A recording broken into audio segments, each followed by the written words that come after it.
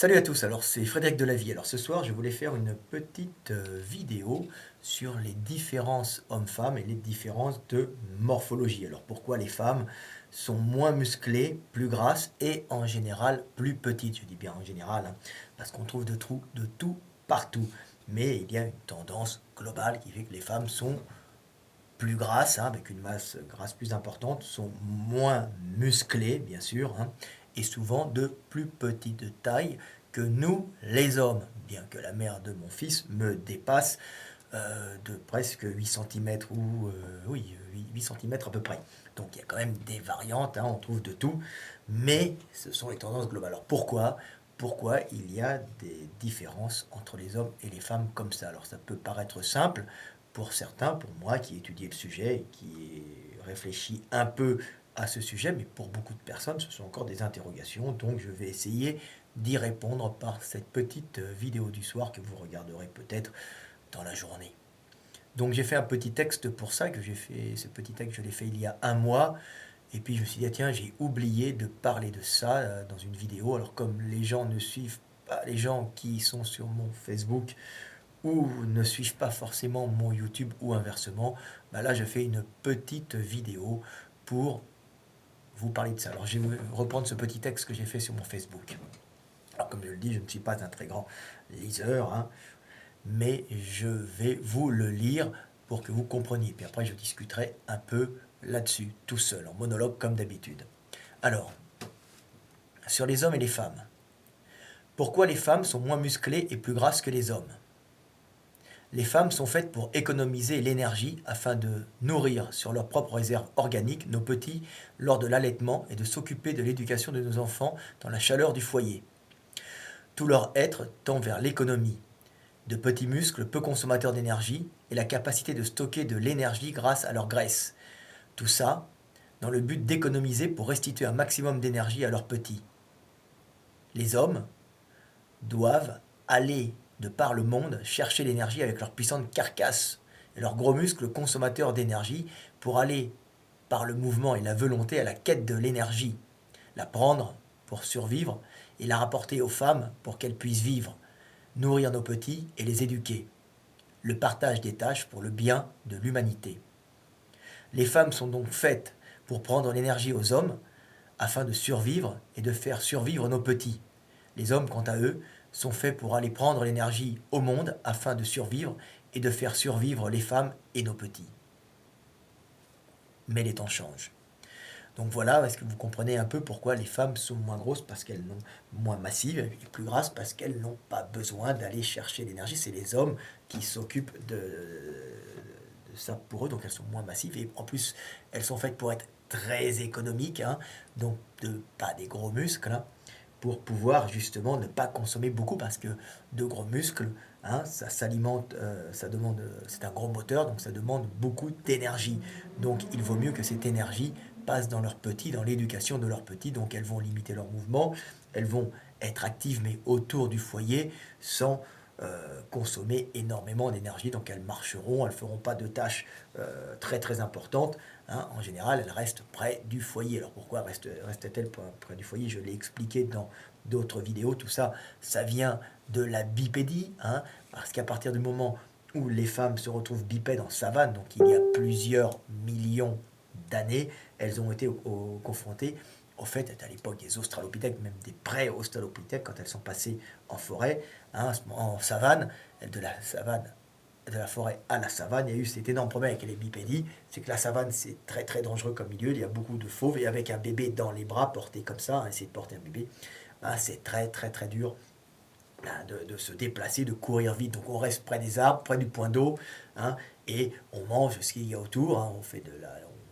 cueillette, tandis que les hommes vont essayer d'aller chercher le surplus de nourriture. Alors surplus de nourriture qui est principalement utilisé quand les femmes portent le bébé et nourrissent le bébé, hein, parce qu'elles peuvent elles-mêmes aller chercher et se défendre, aller chercher la nourriture et se défendre contre les prédateurs. Mais pendant les mois, les derniers mois, on va dire pendant les premiers mois, la première année, les quelques premières années où elles auront bébé, elles devront compter sur l'aide de papa, hein, pour se faire nourrir. C'est là qu'apparaît sexe contre nourriture, comme je l'avais expliqué dans certaines vidéos, dans d'autres vidéos précédentes. Mais ce n'est pas le sujet de cette vidéo-là. Le sujet, c'est la différence de morphologie. Donc, elles vont rester plus près des arbres, elles ne vont pas aller à la conquête du monde pour aller chercher la calorie. Elles sont la matrice, la génitrice. Hein, elles restent près des arbres, nourrir, éduquer les petits. Hein, tandis que les mâles vont chercher la nourriture, hein, pour pouvoir donner du surplus aux femelles. Hein. Alors que quand on est en forêt, par exemple, les chimpanzés qui devaient avoir une vie proche de nos ancêtres communs, hein, arboricoles et encore quadrupèdes, hein, bah, ce sont les femelles en forêt qui nourrissent les petits et les mâles ne font que défendre le territoire et se battre pour le territoire. Donc les femelles de chimpanzés restent musclées, hein, mais elles sont de taille plus petite que les mâles. Hein. Pour quelle raison? Alors là, c'est une autre raison. Hein. Nous, les hommes, on a encore gardé une certaine différence de taille, hein, par rapport aux femmes. Et bien, on est encore plus musclé qu'elles, mais en plus, on a gardé une certaine différence de taille, bien qu'elle se soit amoindrie. Pourquoi les mâles, par exemple, pour les chimpanzés, ont une taille plus importante que les femelles, hein, et c'est particulièrement flagrant aussi chez d'autres primates, comme les gorilles, qui sont beaucoup plus gros que les femelles, bah, tout simplement parce qu'il y a un dimorphisme sexuel, terme un peu savant, mais bon, beaucoup le connaissent, qui est fait en général pour les luttes de mâles entre eux pour soit le territoire et les femelles, soit comme pour les gorilles, uniquement les femelles. Hein. On se bat pour les femelles et on évince les autres mâles de cette façon. Donc on est costaud, on est balèze, on a de grandes dents et on se bat pour les femelles. Alors nous, les hommes, visiblement, on a dû se battre assez longtemps pour les femelles, donc on conserve encore un volume plus important, un volume musculaire, une taille plus importante, parce qu'entre les hommes, il devait y avoir combat, et c'était le plus costaud qui pouvait remporter les femelles. Mais par contre, on n'a pas eu ce changement, on a eu ce changement facial qui a fait qu'on a perdu nos dents, hein, nos canines imposantes. Pourquoi? Parce qu'on était bipède, et comme on ne se balade pas à quatre pattes, la tête en avant, on n'a pas besoin d'affronter le monde avec notre tête et notre mâchoire. Donc on l'affronte avec des outils, avec nos poings, avec des bâtons. Donc le massif facial s'est réduit, hein, et maintenant nos dents, ce sont nos mains avec nos outils. Et quand on veut agresser un individu, quand on veut se battre dans la rue, tiens, dans une discothèque, pour défendre sa femelle ou prendre la femelle de l'autre, hein, quand on est traître primaire, hein, ou montrer qu'on est un homme, on se bat rarement avec les dents comme ça, comme font les singes, comme font les mandrilles par exemple, hein, qui gardent leur harem en se mordant très fort, en s'agressant, qui sont d'autres primates, hein, comme font les gorilles qui arrivent à se redresser sur leurs pattes arrière, mais qui continuent à se battre avec leurs dents et avec leurs poings. Eux, c'est intermédiaire parce qu'ils sont quadrupèdes, mais se relèvent parfois, comme le gorille ambam qu'on peut voir dans un zoo anglais qui a pris une bipédie quasiment parfaite. Hein. Bipédie pour la marche, pas pour la course, bien sûr, son bassin n'étant pas assez développé. Donc on voit qu'il y a un dimorphisme sexuel qui est encore valable chez nous, les hommes, parce que bon, on a besoin de mâles alpha. Hein. On a été très longtemps on se battait pour les femelles et on se bat encore un peu pour les femelles, mais d'une autre façon maintenant, d'une façon plus économique. Hein. C'est-à-dire qu'on montre qu'on accumule, hein, à la femelle, qu'on est capable d'accumuler des calories sous forme de voiture, sous forme de maison pour la protéger, elle et ses petits, ou bien sous forme de montre, hein, comme ça, qui ont un but de montrer qu'on est capable dans la vie d'accumuler de la calorie et qu'on n'est pas nul. Hein. Donc les femelles le voient très bien. Hein. C'est comme quand on sort sa black card au restaurant pour épater la jeune fille, c'est simplement en vérité pour lui montrer qu'on a de la calorie qui pourra la faire survivre quand elle aura son petit et la rassurer. Hein. C'était une façon de rassurer les gens comme les habits de marque, mais ça, les marchands le savent un peu, inconsciemment ils le savent, et puis ils s'en servent pour vous faire consommer excessivement. Mais voilà pourquoi on a tous ces comportements. Alors nous, vous voyez, on a encore, nous les mecs, qui étaient un certain volume, hein, je suis plus baraqué qu'une nana, vous voyez, hein, c'est pas mal quand même, hein, pas beaucoup de femmes comme ça serait un peu gênant. Mais bah, ça vient du fait que je m'entraîne, ok, mais ça vient du fait aussi que je suis un homme et que les hommes partaient à la conquête du monde pour rapporter de la nourriture aux femelles qui, à cause de leur bipédie et de leurs petits portés dans les bras, étaient obligés de rester près des arbres pendant très longtemps. Donc les hommes ont gardé une masse musculaire plus importante, un volume musculaire plus important et une taille plus importante pour s'affronter aussi entre eux. Hein. Donc voilà, donc, mais sans les dents, hein, puisque nous, on donne des coups. Voilà, alors j'avais des petites photos à montrer qui étaient marrantes, hein, là-dessus, sur ce sujet, pour vous montrer des boxeurs. Alors j'ai dû les mettre ici. Alors voilà, alors là, ben, on voit bien que les hommes quand ils se battent, ah ben voilà, regardez, ben, ils se foutent des coups de poing. Hein. voyez, hein, c'est fini, on ne se mord plus, hein. Euh, c'est plutôt très rare de se mordre, sauf les voyous quand ils s'affrontent. J'ai vu une fois dans un combat de rue, un combat dans un bar, un ami voyou qui était dealer, qui a agressé l'autre mec en se jetant sur lui, en lui arrachant un morceau de nez. Hein, c'était affreux. Donc c'est aussi, ça se passe encore, mais c'est beaucoup plus rare. Maintenant, on donne des coups de poing, on fait des KO en tapant au bon endroit quand on est spécialisé. Alors quand on est bipède, hein, vous voyez, c'est la même chose chez nos amis les kangourous. Hein, voilà, regardez, hein, voilà, les kangourous ils se battent entre eux. Alors il faut que je fasse comme ça pour pas qu'on voit la lumière qui est derrière moi. Voilà, les kangourous ils se foutent des coups de poing, pareil, parce qu'ils sont bipèdes. Hein, et ben, c'est pas la même bipédie, mais ils se foutent des coups de poing. Hein, et puis vous voyez ce que ça fait quand un photographe s'approche un peu trop près d'un kangourou. Voilà, celle-là, je l'aime bien, elle me fait rire. On va la regarder. Voilà, vous voyez, voilà ce qui se passe. Bah, le kangourou lui faut une tarte et il lui faut un coup de poing, bah, vous voyez. Et alors on voit que le kangourou, il porte la tête en arrière, hein, attends, en arrière, comme un homme. Hein, il protège sa tête quand il se bat comme un homme, hein, quand il va se battre. Donc en général, pas de massif facial important et pas de grosses canines chez les kangourous, vu en général, ils tapent avec leurs poings entre eux pour les combats rituels ou avec leurs jambes, en se mettant sur leurs pieds, sur leurs pattes, sur leur queue arrière et en donnant des coups de jambes, hein, un trépied avec lesquels ils vont griffer et blesser l'adversaire. Donc ils sont très dangereux de ce côté-là aussi. Donc c'est une autre façon de combattre. Mais entre eux, pendant les combats rituels, ils se donnent beaucoup de coups. Hein. On voit tout le temps les petits dessins animés avec des kangourous et des gants de boxe. Mais effectivement, ils s'affrontent en boxe parce qu'ils sont bipèdes. Donc on s'affronte en boxe, donc on n'a plus besoin de s'affronter avec des grandes dents.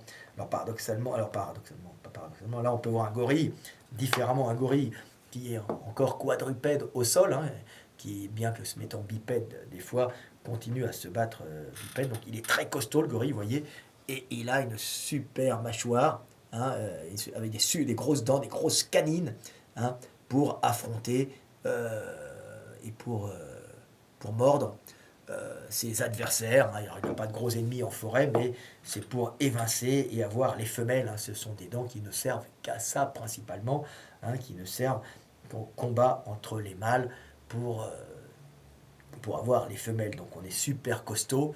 Hein. C'est le plus balèze qui remporte le harem de femelles, le groupe de femelles, et il dégage les autres mâles, hein, l'autre mâle qui était avant possesseur, ou bien ils se battent, en tout cas pour les femelles. Alors chose terrible, hein, c'est que les gorilles pratiquent souvent l'infanticide. Hein, ça veut dire que quand ils ont dégagé les mâles concurrents, qui avaient par exemple engrossé des femelles ou des femelles avaient des petits, bah, pour pouvoir féconder les petites, hein, bah, les petits, pour pouvoir féconder les femelles, bah, ils tuent les petits à ce moment-là et les femelles n'allaitent plus et elles retournent, elles continuent à avoir elles ont de nouveau leur période d'ovulation. Donc vous voyez, c'est assez terrifiant, nos amis les gorilles, hein, mais c'est pour ça, bah, c'est une façon de sélection. Hein, donc il y a des sélections sexuelles, hein, chez les mâles, c'est le plus balèze qui en général se reproduit en évinçant le plus faible. Donc c'est une sélection sur les gorilles les plus costauds. C'est celui qui a les gènes qui permettront une accélération de la croissance musculaire et osseuse, hein, donc qui pourra faire qui transmettra ses propres gènes, ses propres qualités. Donc c'est particulier chez les gorilles, un peu moins chez les chimpanzés, hein, parce que les chimpanzés sont plus communautaires, mais les chimpanzés ont aussi des dents importantes parce que eux ils défendent leur territoire avec leurs dents et comme ils sont quadrupèdes, ils ne les défendent pas avec des coups de bâton, bien que des fois ils utilisent des coups de bâton. Alors nous les hommes on a changé maintenant, on s'est mis debout, on tape avec les poings, d'où cette réduction faciale parce qu'on marche plus la tête en avant, c'est plus notre arme, hein, les dents c'est nos mains, hein, donc on tape comme ça. Donc, du coup réduction du massif facial et pas de dents et pas de dents pointues, mais on a gardé quand même un dimorphisme sexuel avec mâle-femelle, avec un développement plus important, bah, des, des muscles, hein, une taille plus importante chez les mâles parce qu'on défendait un territoire à plusieurs et en plus on a dû s'affronter pour les femelles très longtemps, hein, entre les hommes.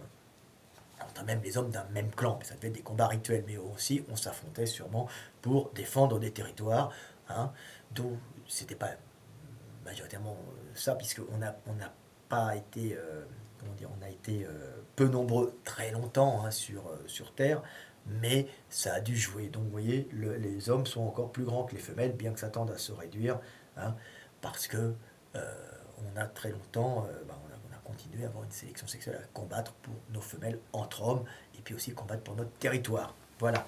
Donc est-ce que j'ai d'autres trucs pour vous montrer un peu là? Tiens, la réduction faciale, tiens, le mandril, vous voyez un mandril, très beau mandril. Voilà, vous voyez le mandril? Voilà, alors, on voit qu'il a des couleurs, hein, il est très marqué sur son visage, ce qui accentue les muscles, la- la- les- ce qui accentue la forme de- du tirage musculaire. Là, on a un muscle canard, regardez. C'est le même que lui, hein. Je l'ai que d'un côté. Vous voyez? Ça, c'est le canin, c'est le muscle qui relève la dent, qui relève la lèvre supérieure juste au niveau des canines. Il s'accroche ici, il est là, il est dans la peau. En se contractant, il tire la lèvre. Donc, si nous, on a encore des canins, on a encore un canin développé, regardez. Par contre, je n'ai pas de l'autre côté, je l'ai que d'un côté. C'est qu'on a très longtemps montré notre agressivité avec nos canines. Donc, on a encore les canines un peu marquées, mais très très peu marquées, parce qu'on s'affrontait beaucoup moins. C'est des vestiges, hein, d'un ancien passé, où on montrait nos dents pour s'affronter. Mais là, visiblement, depuis plusieurs millions d'années, on ne les a plus depuis qu'on est debout. Depuis qu'on est debout, on n'a plus qu'à prendre des bâtons et à taper de haut en bas verticalement, ou après latéralement, quand on commence à évoluer, avoir la taille qui se libère, avoir le bassin euh, qui raccourcit un peu. Donc vous voyez, un autre mandril très marrant, hein, vous voyez, ça ce sont des dents, c'est pas pour manger, c'est pas pour ça, ce sont des dents qui sont faites surtout pour affronter d'autres mâles et montrer avec des décors très voyants, montrer qu'on est dangereux et qu'on est un mâle puissant qui pourra garder ses femelles et éviter de se faire attaquer par les autres mâles. Donc plus on est bariolé, plus on a de grosses dents, moins les autres viendront vous emmerder. Donc, vous voyez, dimorphisme sexuel, pareil, même technique que pour les gorilles, c'est le plus balèze, c'est celui qui a le plus grosses dents, avec le visage le plus terrifiant. Terrifiant, si vous remarquez bien, la forme des décorations reprend un peu la forme de la musculature, hein, la forme de la bouche ouverte. Hein. C'est marrant à voir, regardez, c'est pour accentuer l'ouverture de la bouche. Hein. La forme, hein, il y a des striures de ce côté-là qui font que quand on les regarde, ça donne l'impression que la bouche et que le canin était extrêmement tiré. Hein. Ça accentue les rides qui montrent les rides de peau qui se forment lorsque euh, le muscle canin est contracté. Regardez bien. Donc ce sont des décorations qui sont faites pour accentuer le côté dangereux. Hein. Dangereux, donc on soulève par le muscle canin et on monte ces canines qui sont de puissants poignards. Hein. Voilà. Donc voilà ce que j'avais à dire. Donc vous voyez pourquoi les hommes sont plus balèzes que les femmes et pourquoi les femmes sont plus rachauds, plus petites. Pourquoi? Parce qu'elles marchent sur l'économie. Une femme doit être économique, hein. Comme des fois elle peut ne pas être elle peut être en carence, des fois en carence, et pour éviter les carences quand elle nourrit son petit, parce qu'à ce moment-là, si le mâle ne la nourrit pas bien ou si elle a des problèmes pour aller chercher la nourriture parce elle doit nourrir un petit être, hein, bah le fait d'avoir un métabolisme relativement lent, de stocker du gras, de ne pas avoir beaucoup de muscles, lui permettra de survivre. Parce que si elle était costaud, hein, et si elle avait un métabolisme rapide, avec des gros muscles lui permettant de se déplacer plus rapidement, hein, d'être costaud, puissante, bah, elle aura un gros moteur qui consommerait trop d'énergie. À ce moment-là, son petit, en période de baisse calorique, si elle n'a pas assez à manger, ben, son petit va mourir. Hein, c'est ça. Et elle aussi. Donc, on est économique, hein, on marche au ralenti, on fait des réserves de gras quand il y a beaucoup à manger pour pouvoir survivre en cas de manque, survivre avec son petit. Et il faut savoir qu'un petit, c'est comme un parasite qui prend beaucoup d'énergie. Hein. Je rigole, c'est comme un ver solitaire qui vous boufferait une partie de votre énergie, surtout quand vous l'allaitez, quand vous l'avez au fond de vous. C'est un parasitage, hein, un parasitage pour le bien de l'humanité, il faut voir ça. Mais la femme, justement, prend sur elle, c'est épuisant d'avoir un petit, donc elle a intérêt de fonctionner au ralenti, donc d'être pas costaud, hein, d'être pas très musculaire, hein, et d'être un peu grasse avec des réserves de gras. Alors il y a d'autres trucs, hein, qui sont marrants chez la femme, hein. Elle a déjà un métabolisme lent, mais en plus, elle a du gras, vous voyez, sur la fesse. Comme j'ai dit, les femmes ont plus sur les fesses que dans le ventre, les hommes ont plus de gras dans le ventre. Pourquoi? Dans le ventre, près du centre de gravité, plus facile à porter. En plus, plus facile à utiliser la graisse du ventre, puisqu'elle est près des vaisseaux, elle est près des organes, donc on peut l'utiliser plus facilement. Hein, mais du coup, quand on est inactif, on a des problèmes de cholestérol, on a des problèmes de sucre, de diabète, tout ça, parce que la graisse est en permanence dans le sang. Alors que la femme, elle est sur les fesses, elle est difficilement utilisable en général parce qu'on a des sociétés hyper caloriques maintenant, avec un accès excessif à la calorie et pas aux micronutriments, hein. Donc on est en carence de micronutriments, mais en pléthore calorique avec les supermarchés qui ont souvent de la sale bouffe, pas tous, mais souvent on a accès aux frites, on a accès aux chips, on a accès à la charcuterie bas de gamme, au gras animal mauvaise qualité, hein, aux plats raffinés, à la nourriture raffinée en grande quantité, ce qui fait qu'on est en surabondance calorique, ce qui n'était pas le cas avant. Donc les femmes qui, elles, les femmes ont un système pour stocker ce gras, elles l'ont sur les fesses, les hommes l'ont plutôt dans le ventre, c'est pour ça que les hommes, quand ils mangent trop, ils prennent du ventre, et les femmes, quand elles mangent trop, elles prennent des fesses. Pourquoi elles ne prennent pas de ventre? Parce que le ventre sera rempli pendant 9 mois d'un petit bébé, donc on ne peut pas faire gras et bébé, ça sera une trop grande distension des muscles abdominaux, hein. Donc la femme a du gras sur les fesses, et elle a souvent ce qu'on appelle la peau d'orange. Alors peau d'orange, ce sont tout simplement des petits tractus fibreux, hein, entre la peau et le fascia du muscle, hein, qui permet, quand elle commence à stocker du gras, hein, il y a des petits tractus fibreux, des fibres de collagène, hein, qui permettent, qui relient la peau, hein, la partie inférieure de la peau, au fascia superficiel du muscle, hein, un peu au-dessus. Et à ce moment-là, quand elle se gonfle de gras, le gras est compressé à cause de ces tractus fibreux qui font un peu comme, vous savez, ces fauteuils anglais avec les gros boutons, hein.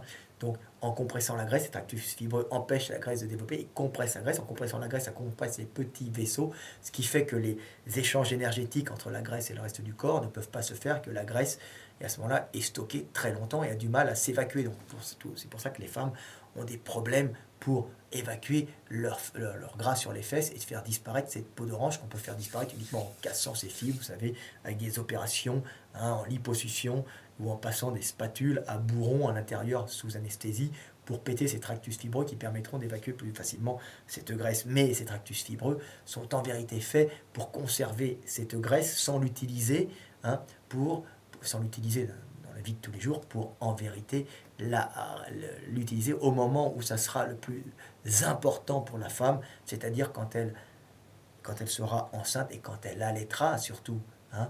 Et donc, s'il y a une carence alimentaire, à ce moment-là, elle maigrira et ce gras pourra enfin, à la fin, être utilisé, hein, pour nourrir bébé, pour faire survivre la maman en même temps. Donc, vous voyez, ce sont des systèmes qui ont été mis au point au cours de l'évolution par la sélection naturelle pour permettre aux mamans et aux bébés de survivre. Donc, cette peau d'orange, même si c'est un peu moche, hein, parfois, ce n'est plus à la mode, c'est quand même quelque chose en Europe qui a permis aux femmes de survivre, surtout qu'il y avait l'hiver en Europe, hein. Donc c'est très dur l'hiver, c'est plusieurs mois où là, il y a une mort de la nature, donc c'est un phénomène classique, alors que les Africaines ont des fois de la peau d'orange, mais c'est quand même un phénomène moins important chez elles. Elles ont un gros cul en général, elles stockent uniquement, bah oui, gros cul, parce qu'elles stockent uniquement sur le gras, sur les fesses, et pas sur le reste du corps, vu qu'il fait chaud, on ne va pas se recouvrir d'un manteau de gras.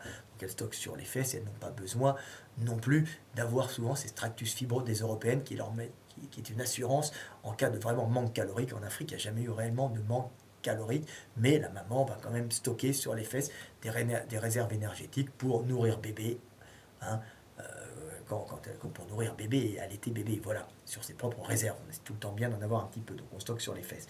Vous voyez les différences morphologiques. Donc, les femmes européennes sont donc moins musclées parce qu'elles restaient, en plus, phénomène typique à l'Europe, le climat fait que les femmes européennes sont en général moins musclées que les femmes africaines, hein, tout simplement pour la bonne raison que le climat européen ne se prête pas à aller dehors avec les petits, surtout quand il fait froid, hein. Donc en général, on restait quand on était européenne, alors ça, autant jadis, à la préhistoire, même récemment, hein, même le chauffage central, c'est récent. Avant, on restait près du feu. Et quand on avait un bébé, on évitait de sortir avec l'hiver, hein, parce qu'un bébé, quand on sort et qu'il fait un petit gars ou une petite fille, quand il commence à faire 12, 13, 12 degrés, 10 degrés, 5 degrés, et puis quand ça gèle, c'est pas bon, parce qu'à ce moment-là, vous pouvez sortir avec votre petit, hein, et lui, il peut attraper une pneumonie, il peut attraper une bronchite, et après une pneumonie, parce que les bactéries, hein, se développent en général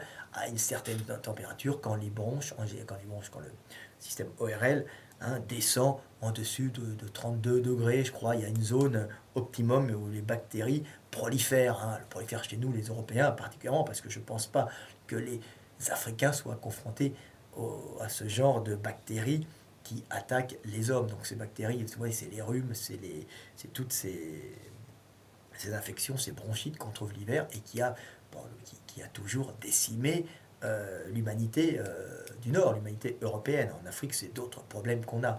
Donc, hein, donc en général, on ne peut pas sortir avec un bébé, on évite de sortir, c'est pour ça qu'on se met des écharpes, hein, non, mais on ne sortait pas, donc les femmes restaient à la maison inconsciemment pour pas que les bronches, elles ne le savaient pas, mais pour pas que les bronches descendent à moins de 35, moins de 32 degrés, pour pas que les bronches et les systèmes ORL, pour pas que les bactéries se développent quand la température baisse dans la sphère ORL. Hein. C'est ça qu'il y avait. Hein. Donc, donc les femmes restaient près du foyer, donc elles n'allaient pas dehors, elles faisaient pas les gros travaux.